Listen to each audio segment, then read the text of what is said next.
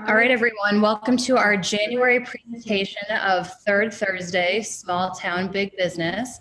I'm Erin Passenger, a board member for Impact Corey, the organization coordinating tonight's event. Our presenter this evening is Chuck Gray, Executive Director of Impact Corey, who is about to share ideas that have emerged from our Corey Community Strategic Planning process. Using many sources of data and input from our residents, we have identified specific areas that we need to get right. And we need the community's help to make Corey a thriving community. And for more specifics on that, I will now turn the presentation over to Chuck Gray. Hello, good evening. Thanks for coming. Sorry. Before we get into the meat of this planning outreach, I want to introduce myself and give you some background on how we got here. My name is Chuck Gray. I am a Corey homeowner, a very proud Corey homeowner, and the Executive Director of Impact Corey. Impact Corey is a social benefit organization that uses the tools of community development to promote prosperity and opportunity for Corey, its residents, and its neighbors. Community development begins with listening to the community, weighing data, and uniting people in action. Action that honors the community's values, priorities, and principles. When I moved from Warren to Corey and met my neighbors, I felt as if I'd found a true home. There is so much to love about Corey, and in my opinion, its people are number one on that list. In short order, I learned that Corey is a small town that cares. Corey has your back. It's also a community that rolls up its sleeves and gets things done.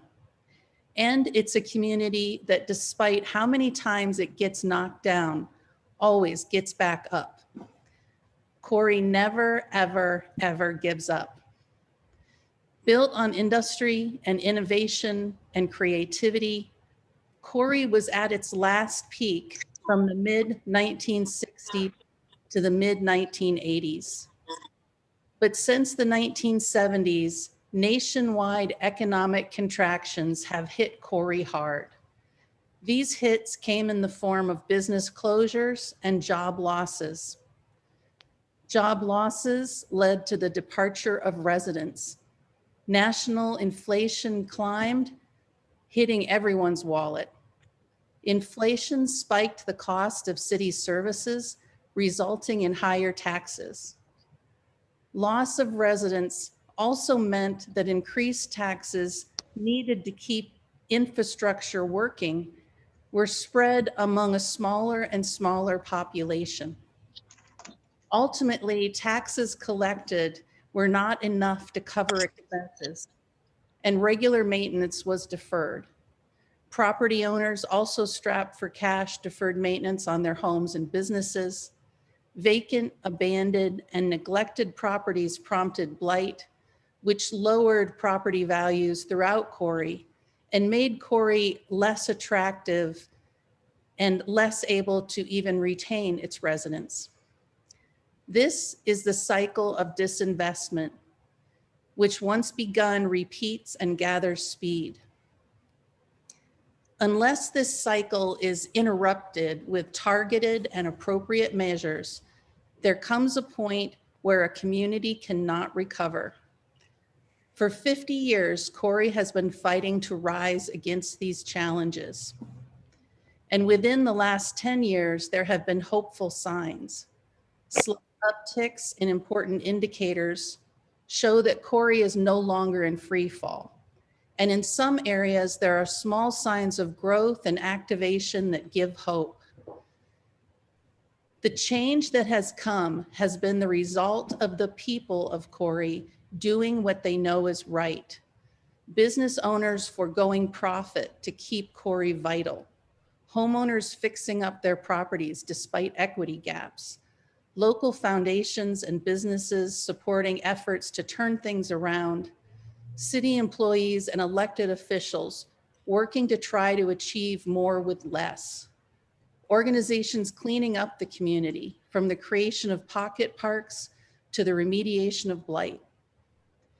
Groups ensuring that the elderly of Corry can safely and happily age in place in the community they love, and making certain that no one in Corry goes hungry, even during a pandemic, even at personal risk and financial loss.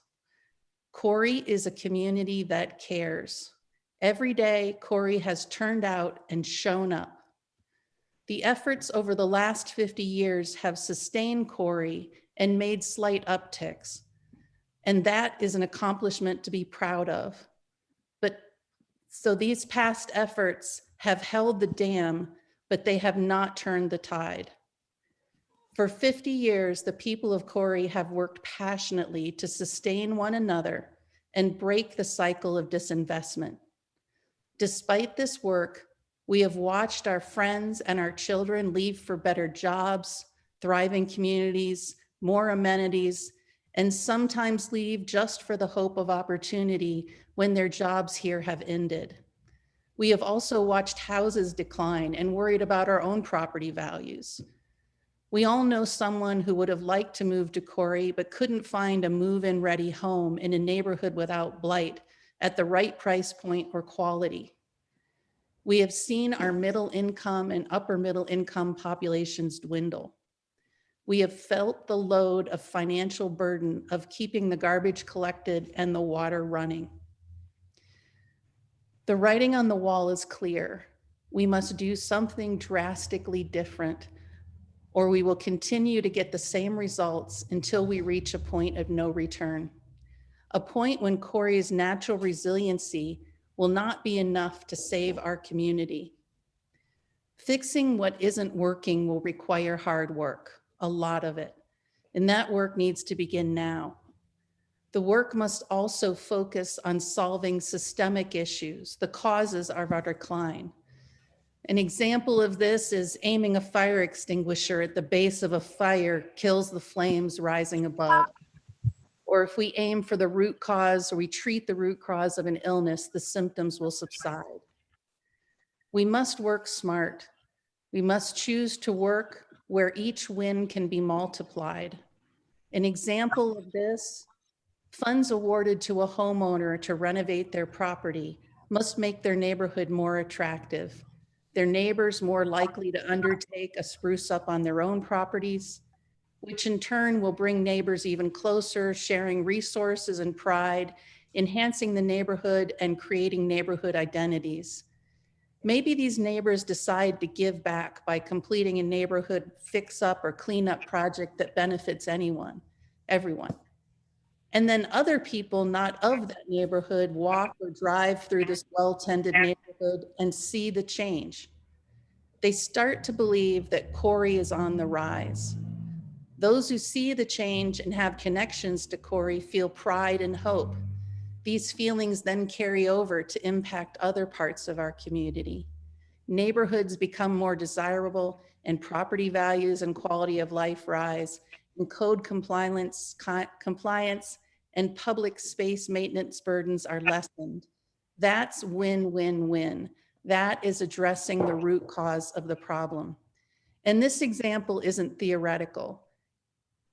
For each point of that, I have evidence from testimonials of people involved in both our Renaissance Block and Hiram Hill projects. Those changes are already happening. When plans address root causes and create these win-win-win outcomes, each advancement multiplies all the other efforts.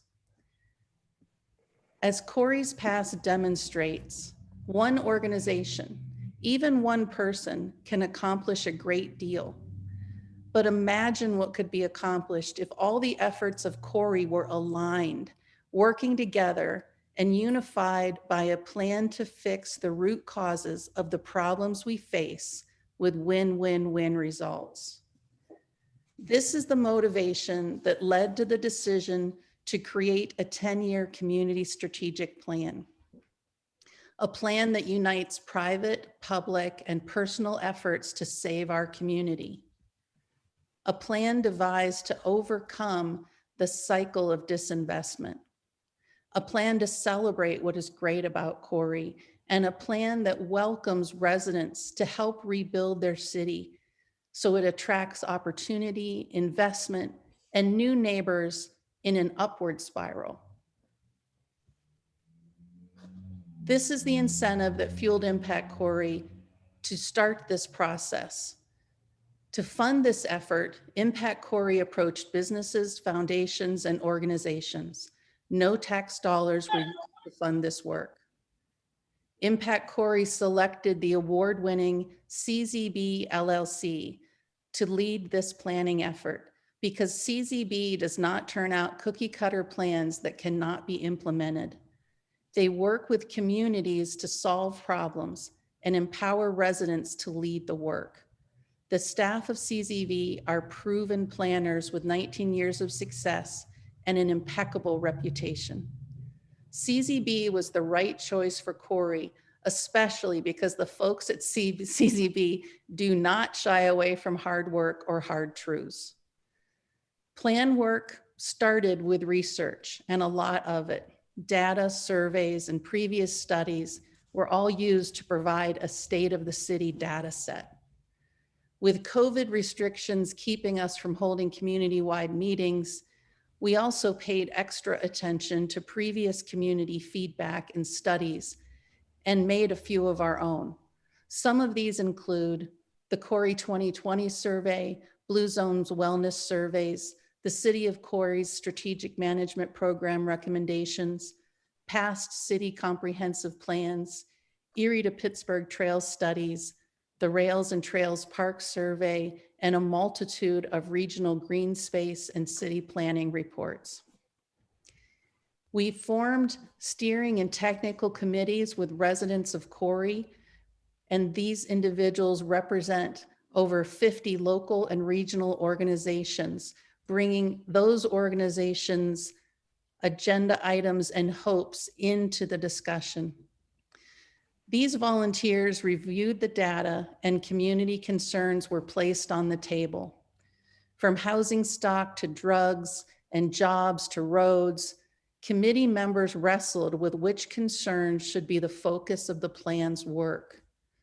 The goal was to find no more than 5 issues that could be addressed as a community that, once addressed, would bring real and lasting change. Some real challenges to our community did not make the short list for numerous reasons. It was decided that issues such as crime and drugs are best left to the counselors, police, and professionals with expert level knowledge and authority. But that doesn't mean that our community strategic plan can't help by focusing on change that will bring opportunity for people to make different choices.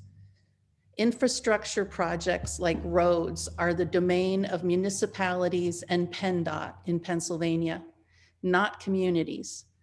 This puts infrastructure out of the community strategic plan's reach. But that does not mean that our community strategic plan can't help by searching for potential funders for these municipal projects. After deep study, 5 interdependent areas of focus emerged that could turn the tide for Corry.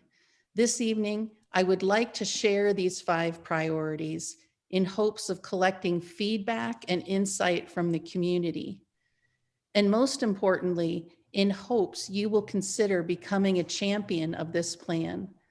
To succeed, we will need your knowledge, skills, organizations, and passion to solve the issues that threaten Corry and keep and help our community prosper. So now I am going to review the 5 areas, and then we'll dig deeper into each of the 5 areas.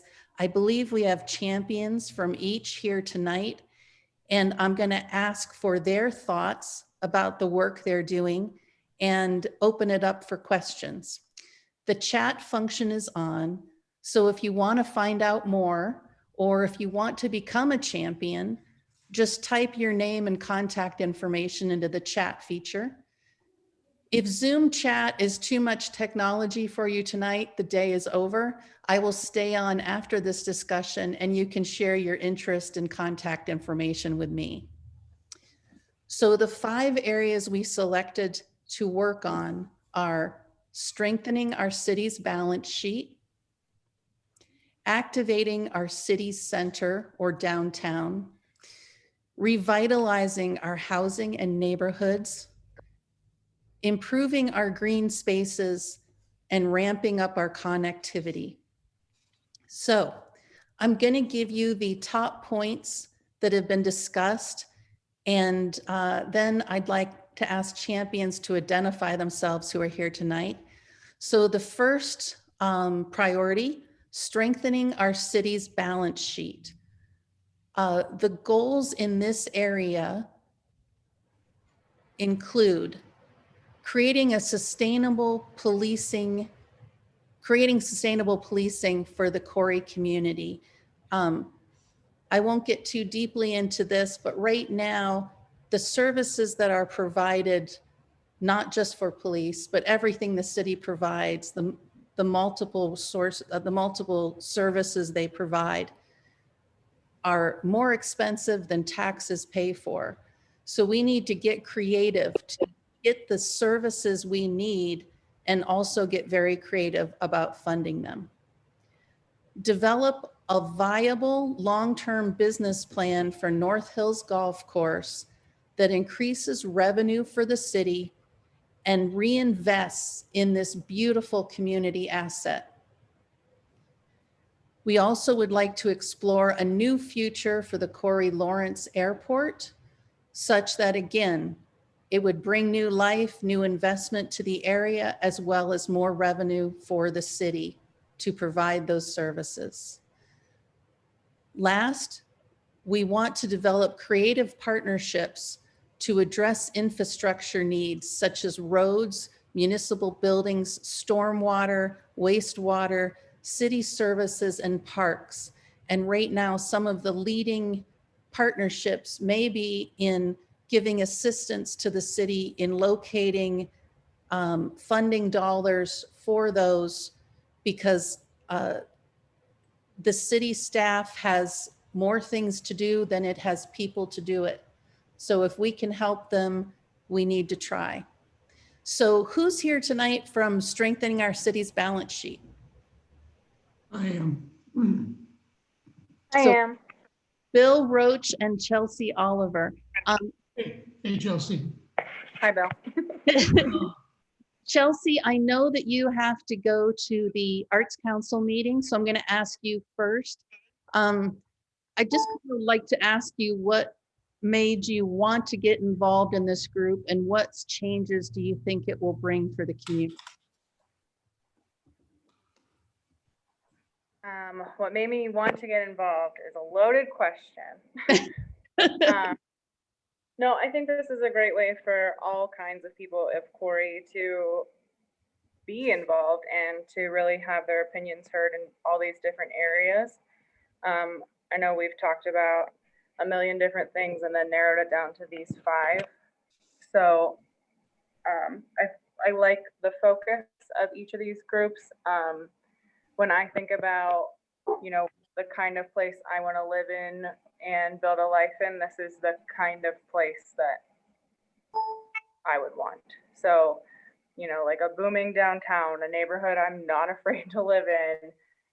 All of those things that we've mentioned, you've mentioned, are things I can easily get behind, and I'm a future seeking person. So if it takes a little bit of time, I can still handle that too. And, what was your second question? And specifically what you see this, your involvement in this area leading to. And Tina, I see your hand, so as soon as Chelsea finishes, I'll get to your question. So strengthening the city's budget section. I know a lot of people have a lot of opinions or feelings towards, especially the airport and the golf course, and how those things should function into the future. And I just, again, I think it's a great way for a lot of people to be involved and have their opinions heard and make a difference in their community. So that's why I'm primarily about this group. Awesome. Thank you. And Tina was raising her hand because actually she's a champion in that group and she was in the dark and I didn't see her. Sorry, Tina. Tina, would you like to share your thoughts of why you're a champion and how you see this affecting the community? Yeah, honestly, can you hear me? Yep. Okay. So, you know what Chelsea said kind of like just encompassed what I was thinking. You know, I've been part of the community for several years, been in finance or banking. So almost seemed like that was the niche I should be in.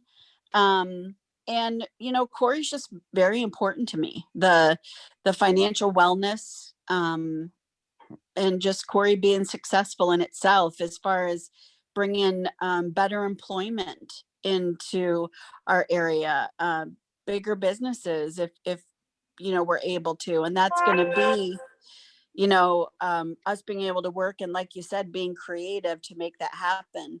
I think that I think the people that are on the committee are very strong. You know, one being Bill and Chelsea and a couple of others that are on there. I think they're very strong and I think it'll definitely, I think it'll be good, but I'm kind of getting my feet wet, getting to know what the organization is doing.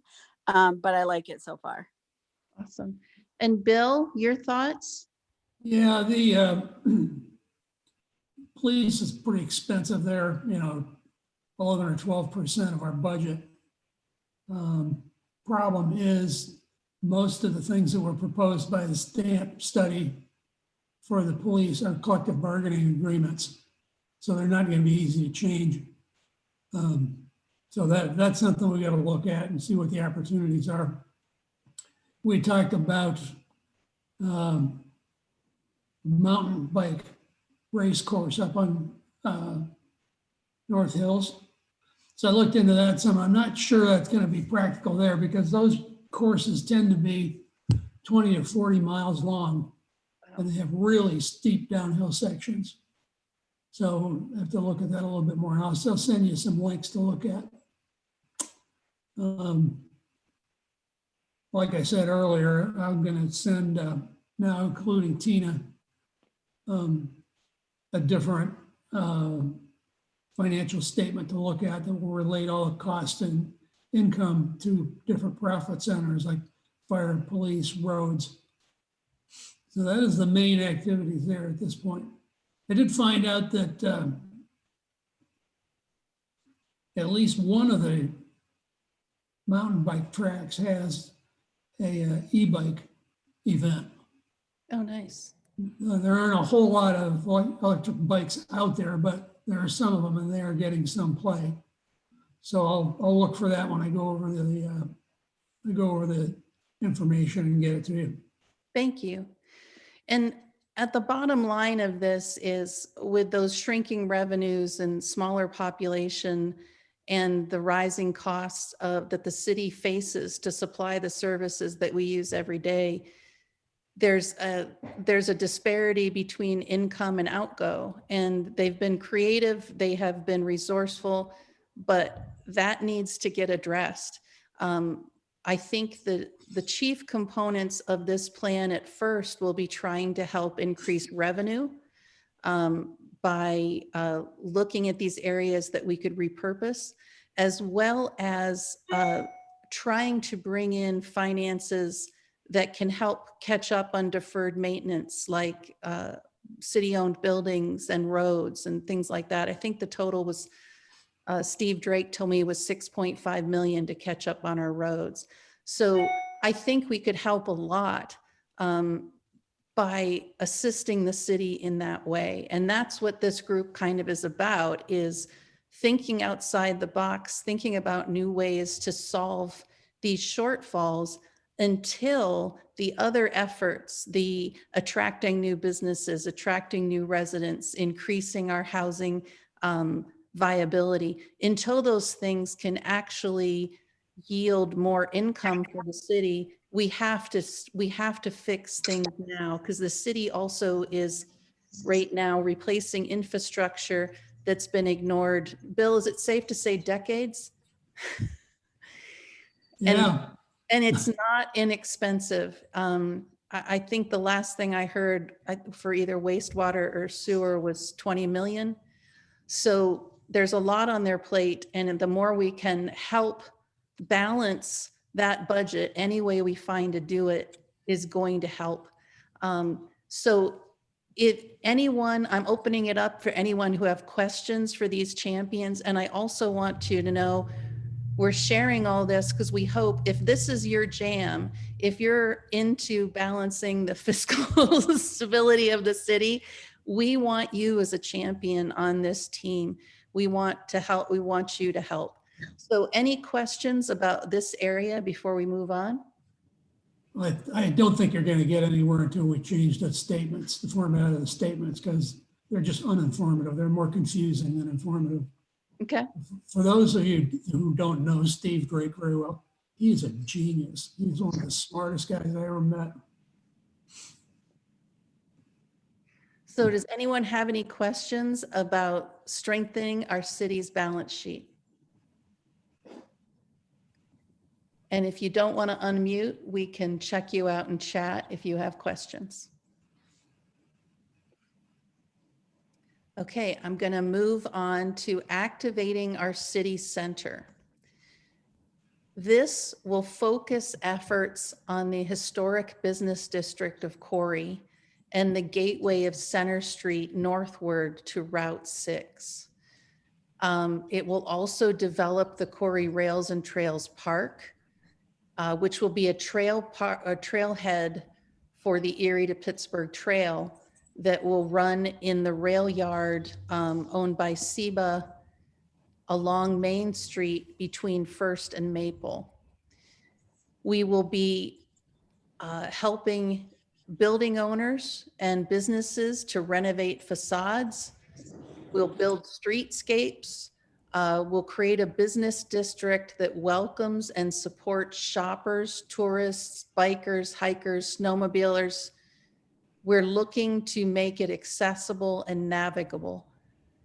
We will give incentives to new businesses to grow in Corey, as well as support the growth of existing businesses in Corey. We'll be developing marketing and a virtual presence for Corey and its products, and creating an attraction or festival based on Corey's character that can grow and draw more people to Corey, as well as create wayfinding and signage in downtown Corey that makes the business district a destination. You know you've arrived at the Corey Historic Business District, and you want to walk in. You want to take selfies with things. It's going to change the face. Do I have any champions here from activating our city center? I'm here. Okay. I'm here too. Okay, wait, Brody, you want to go first, and then I'll shut this off so Aaron can go?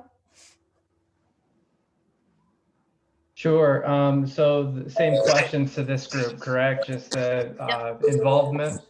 What brought you to it, and what do you think will change by these objectives?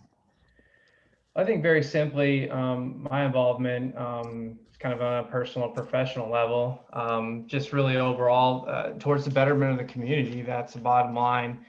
For me personally, it's just really more of an investment in my hometown. But really overall, I believe in my role and responsibility in my day job, with the Corey Higher Education Council, bearing a lot of a great deal of responsibility in the advancement of the city center, just really overall towards the development of its workforce, whether it be in the wellness of the downtown business district or its industry that surrounds it. I think really overall, much of this could really be the heartbeat of what goes on within the community.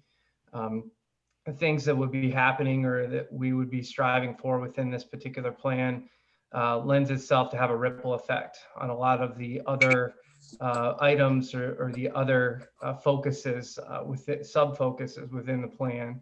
So I think that getting it right with the city center provides a lot of opportunities to mesh with some of those subgroups, but even more so, eventually it's going to be a place that not only people want to visit, but also want to live, grow a family, shop, and just really bring their families to enjoy rather than just being maybe commuting in and out of town to work here. So place to live, work and play. That's what we're working on here overall. We think will have big effects later on down the line for all these other groups that are working on the plan. Thank you, Brody.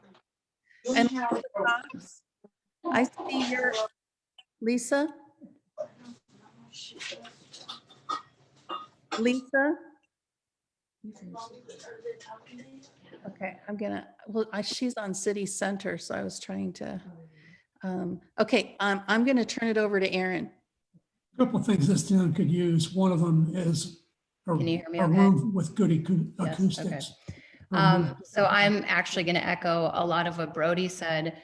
You know, I got involved as a champion for the city center because I live here, I work here, and I play here.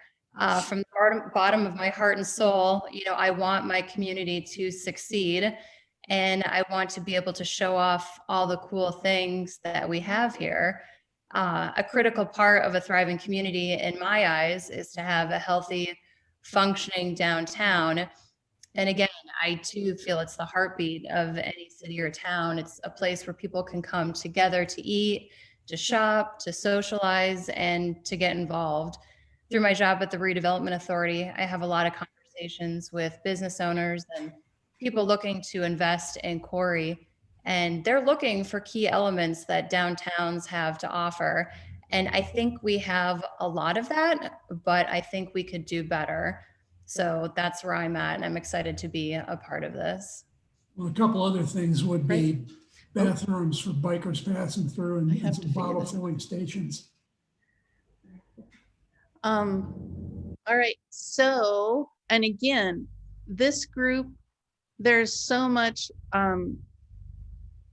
if you like to think about what events could be the turnaround piece or could be built up that already exist for Corey, if you are interested in locating a business here, or if you're interested in repairing facade of buildings, all these go under activating our city center. So I'm going to open it up in case there's questions about these priorities.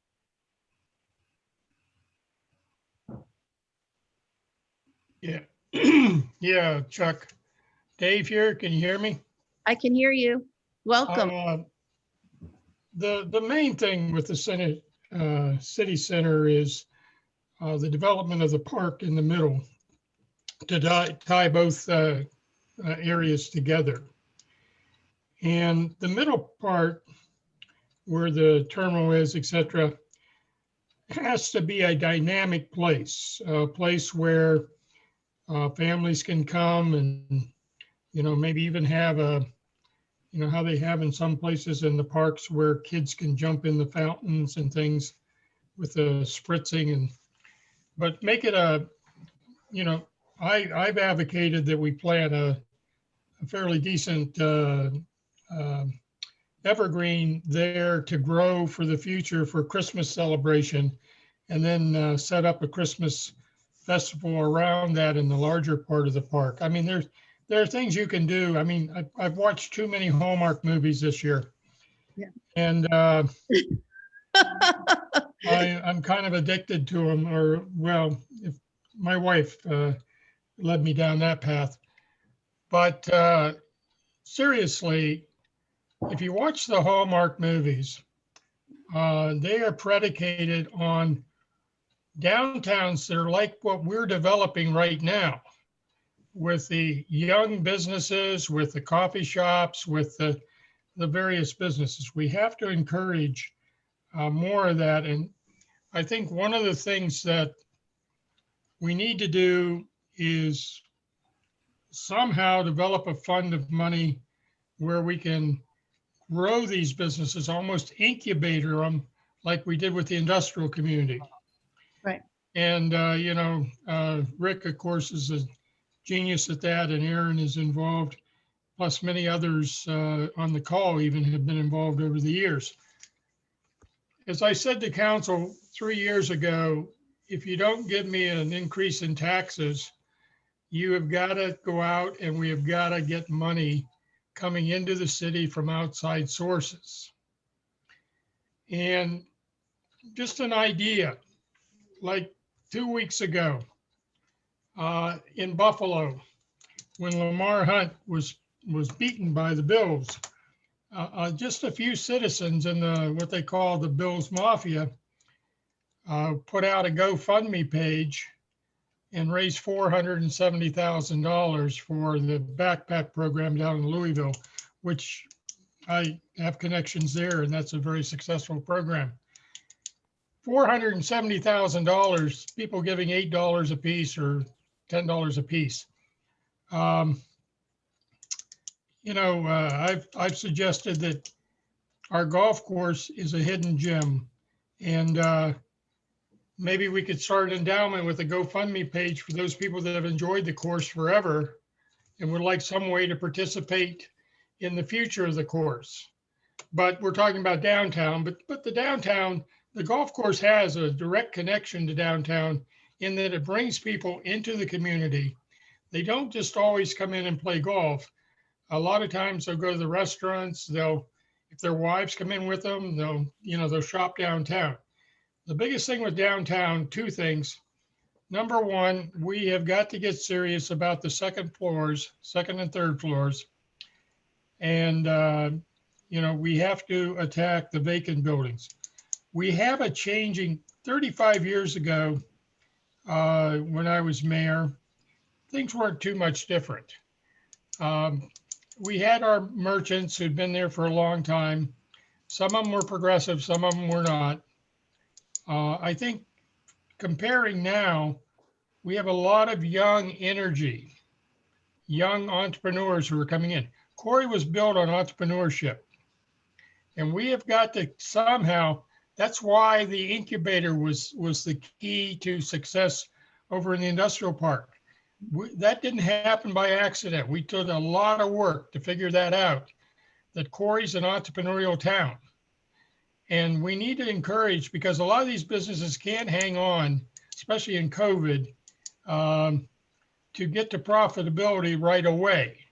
Right. So that's enough. I can talk all day, but I just want to focus a couple of things on that, because we really have to take and cultivate these young entrepreneurs. Mm-hmm. And also some of them would probably even live downtown if we would cultivate the second and third floors. So that's enough. I agree with you, and I will talk all day with you about it too, because you're one person who's just as obsessed as I am. I will tell you, the second floors, there's already a list of people who want to live in them. And that is, part of this would be doing a full inventory of our properties downtown, finding out what is here, what is for sale, what is for rent, and then using that to pitch to businesses that want to locate. They could have a gallery to know what the options are. They could have a resource to get established here, as well as incentives to start here. And the city also has the LERTA program, which would be great. And what Brody was alluding to is the high ed is probably going to become the epicenter for entrepreneurship and this kind of small business incubator you're talking about, as well as the job training. So what Mayor Mitchell has just shared is kind of what we're doing right now. We're looking for people to speak up with their best ideas and bring them to the table, because that's what champions are going to do. The plan has developed a kind of like bumpers in bumper pool. What is it? Bumper bowling. It's given us the things that will get us there, but it's up to our community to decide what they look like and how they prioritize and what we approach. So thank you, Mayor Mitchell, because I think that's important to know that ideas brought to the table now matter. Any other questions or comments about activating our downtown? Just to add in, we do have a grant for the Greenway Park project, and we're kind of looking at a Veterans Memorial project somewhere in the downtown area, basically related to the flags that were run last year. We're going to do another round of those this spring, I think, or maybe into midsummer. And probably do some fundraising and try to set up a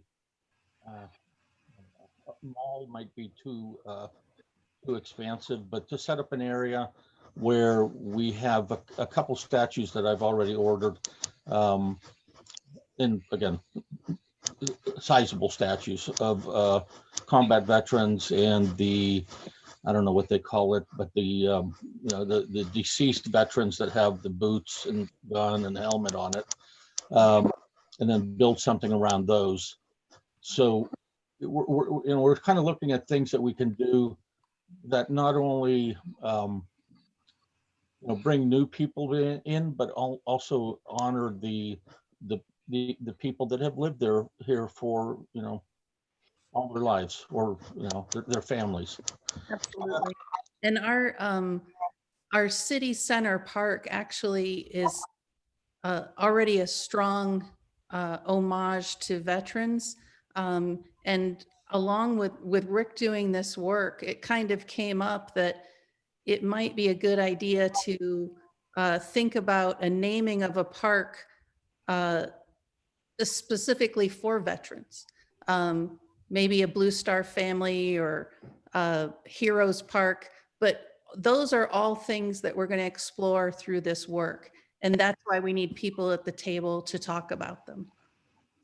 So I did talk to Jeff Zertney, who's an architect out in Warren, and he's going to start looking at that and trying to put something together. So I think we're going to need a small committee to, you know, kind of review that with him. I don't want him to kind of run off and do his own thing, but I think it's important to have community input. And I think Sarah would be great on that committee. She's a veteran, aren't you? But anyway, so that's kind of where we're heading with that. Awesome. Any other questions or Yeah, Chuck, Dave here. Mhm. It just hit me. One of the things to make a downtown viable is you have to have a reason for people to come to the downtown. We've seen that with the Painted Finch and the Whistle Stop, the extensive advertising, and with other businesses now. And people from out of the region will remark to me that they've seen the ads, they've come to Corey, and some of them are up to 50, 60 miles out of the region. Mhm.